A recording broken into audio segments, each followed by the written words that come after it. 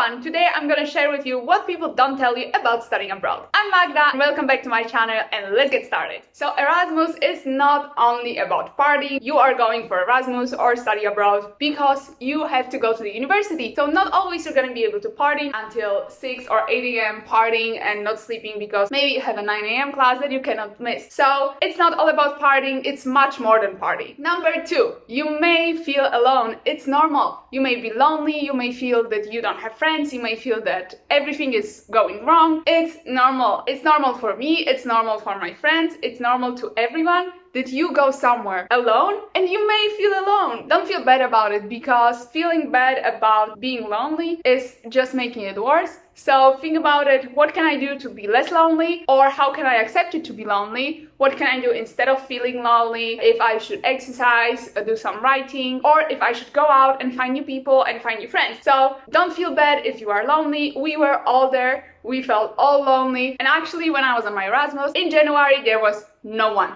Literally almost everybody from first semester went away. People from second semester haven't come yet, and a lot of people who stayed for 1 year were not there, or they were traveling, or something was happening. I felt so lonely. I felt so bad. I was actually so sad that I came back earlier, but I have to take one exam, so I had to come back. I came, I think, at the 3rd or 4th of January, but I could have come calmly about like 2nd, 3rd week of January, if not this exam. And I feel really lonely, and we all been there, and don't worry. And actually it gets us to point number 3. Don't feel bad to seek help. Seek help from friends, from counselors, even like therapists, from your family, from your friends abroad, or for your friends back home. Seek help, because if you're feeling bad, you have to share it with someone. Cheer up. Also, try not to think all the time about being lonely. Try to keep yourself busy, and don't be afraid to ask someone for help. This is very important when you are abroad and when you are alone.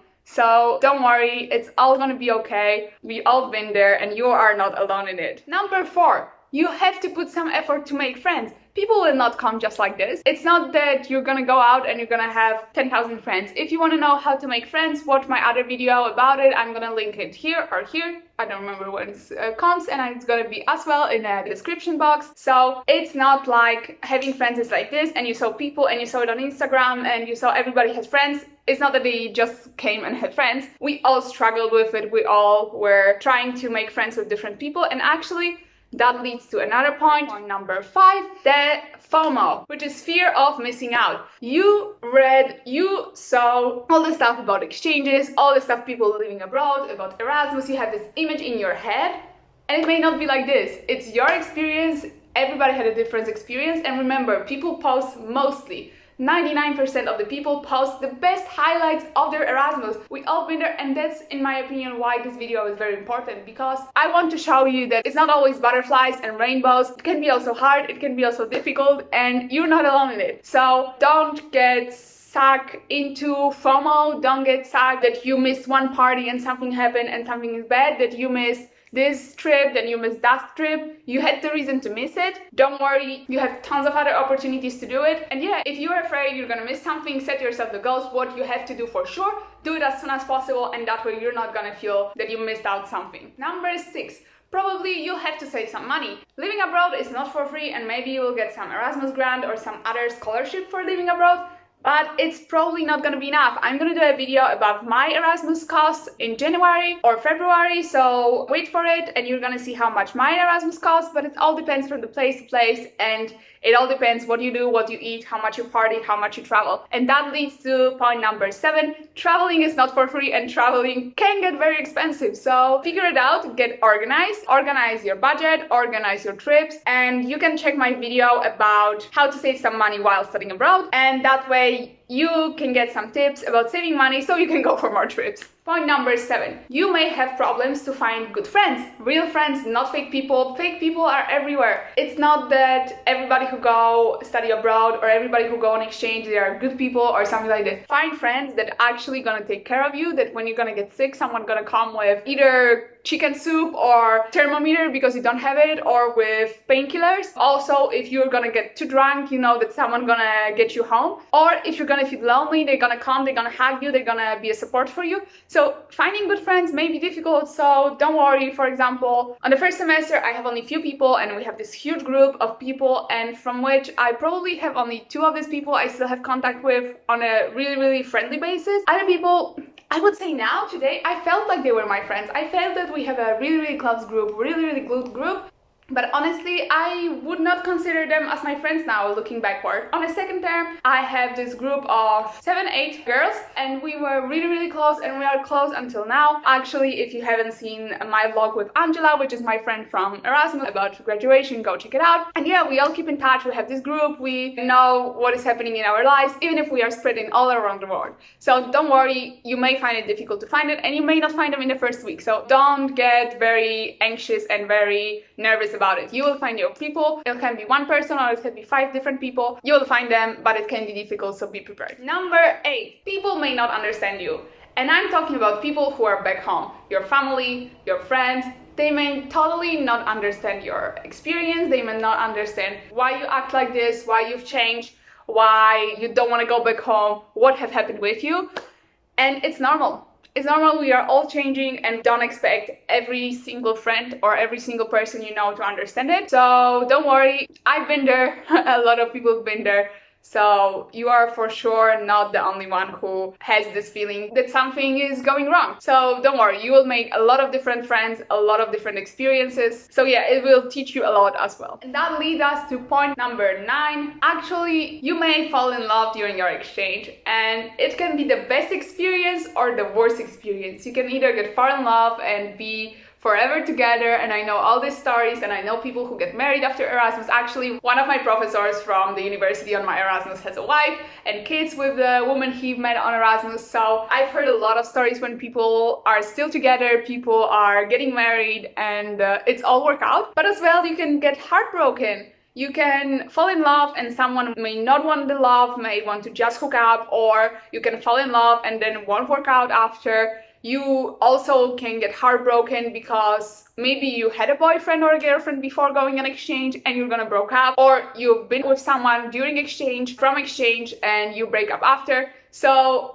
don't worry if it's your case, it can go either way. Don't give up, it's all possible, and I know a lot of couples who survived, and I know a lot of couples who didn't survive. So don't listen to people that it won't survive or that it will survive forever. Just, if you have a feeling, live with it and be prepared that you may fall in love or get a broken heart. Number 10. You may gain or lose your weight. It can go either way. For me, when I was in the United States, I gained a lot. I gained probably 20 or 25 kilograms. And when I went to Spain, I was the skinniest in my life after exchange. I don't know why, because my life was so unhealthy and I was eating actually pretty bad. Not pretty bad. As an Erasmus student, I was not eating that bad, but yeah, I didn't have a super healthy diet, and I was drinking almost every day, and I was not working out. So yeah, definitely not the healthiest life, but I actually lost weight. On the other hand, when I was in US, I have, let's say, the healthiest fitness moment in my life, and I actually gained so much weight. So don't worry. But in both cases, I came back to my normal weight after exchange. So yeah, don't stress about losing or gaining weight or changing somehow your appearance. You will change inside, outside. Don't worry about it. Number 11. I don't have more fingers, so it's gonna be number 11. It's actually that learning new things and adapting to the culture can be difficult, so don't stress out. If you want to know how to learn languages quicker, go check out the other video. But it's not gonna be easy, it's not gonna be from one day to another, and actually if you go to a really different country, you can also struggle with culture. So yeah, studying abroad can be as well difficult. Another thing, number 12, is that you may not want to go home, or going home may be difficult, and the same, someone visiting you may be either the best experience or the most difficult experience, because you are in your, let's say, Erasmus bubble or your exchange bubble, studying abroad bubble, however you're gonna call it. It's gonna be your bubble with your friends, with your different world. It's not gonna be like your other life. So your friends may, as I told earlier, may think you've changed. Going back home may be difficult because you may finally feel homesick and you haven't felt homesick before, or it actually can break you or something like this. So be prepared, that may be difficult, but actually for some people it's not difficult at all, so it all depends. About homesickness, that's number 13. Don't worry if you're homesick. Don't worry if you are not homesick. Some people get really homesick and don't know how to handle it. I actually want to make a video about how to handle homesickness in my opinion, because I don't get homesick so much. I don't know if it's because how I live or it's me personally that I don't get homesick, but I think that some people may get some value from the other video, so you may expect next year the video about homesickness. And yeah, don't push yourself if you are homesick or if you are not homesick because you should have been homesick. No. Whatever you feel is good. You don't have to feel homesick, or you don't have to not feel homesick because someone told you so. No, don't worry. If you are homesick, it's okay. If you are not homesick, it's also okay. Number 14, you may get sick. Actually, I was first time, instead of the day I was born, it was the first time in my life I went to the hospital. It was during my Erasmus, and actually my other friend went to a hospital 3 times. My other friend had like some type of flu for almost 2 months. So you may get sick, and actually that will check as well, as I told earlier, your friends, how good they are, how helpful they are, if they want to help you, I don't know, making groceries, cooking for you, or just coming and helping you, or I don't know, giving you a thermometer, which was in our case that none of us had thermometer. So yeah, we were exchanging it between each other. So yeah, it's actually normal that you may get sick, and be prepared for it. And with that, it also go like either take the card, like I don't know how you call it in Poland, it's ECUS, but it's not in every country, but like the social security card, I don't know how to call it, like the insurance from your country, like the public insurance from your country that will work as well outside of your country. And if you don't have it in your country, buy a good insurance that will allow you to go without any stress to the doctor, to hospital or something like this, and you won't pay for it, or they will give you money back after you give the billing. So be prepared for it, and don't stress if you get sick. It's normal. We are all people, and if you travel a lot, if you party, if you are always around the people, always outside, you may just get sick, and also you may be stressed, and that way you get sick more often. So be prepared for it, and don't feel ashamed, I would say, because some people felt really bad that they were sick and that they will again miss out from something. So yeah, definitely normal thing to get sick. Number 15, you may be so popular or totally not popular, or just popular for first week because of how you look like. For example, in Spain or in Italy, I am blonde, I am pale, I have blue eyes. Some people get like your attention immediately. For example, people come to you at the university to talk with you or something like this, but for example, they lost your interest the moment you say you have a boyfriend, or I don't know, they will do weird stuff. For example, to me, it happened so many times in Spain that a lot of people were touching my hair or were touching me in the club. And I didn't feel comfortable with it, because mostly they were Spanish people who felt like, oh, she's on Erasmus, I can do whatever I want. And no, you should still have respect to people. So I was always getting angry. They never understood why I get angry. And yeah, so I have few situations like this. So you may get either so popular in a way people will get so much interest in you, or not at all, as I had on your other year of exchange. In my school in United States, no one, literally no one was looking at me as a different person, because I looked like normal American girl. The only thing I had was the accent. So yeah, maybe someone would turn around in a class or something like this. Also, don't worry about this. In Spain, it happened all the time to me, mostly during the classes which I had in Spanish, when teachers, who knows why, were actually picking up me for the answer, where I was literally not speaking Spanish, or speaking it so bad that it was really uncomfortable. But yeah, you may get this extra attention, but on the other hand, as happened to me in US, you may have zero attention because of your look, because of you being different. And that was actually last point of my things I wanted to know about, because I know that people don't talk about it, that people highlight only the best things. But remember one most important thing: all these things will teach you something.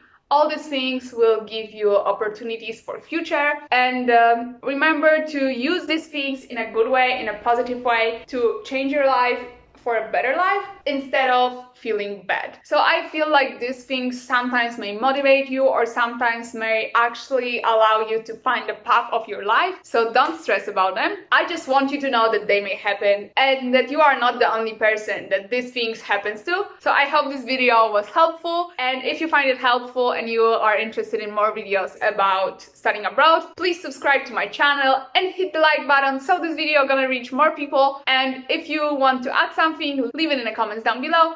Thank you for watching, and I'll see you next week.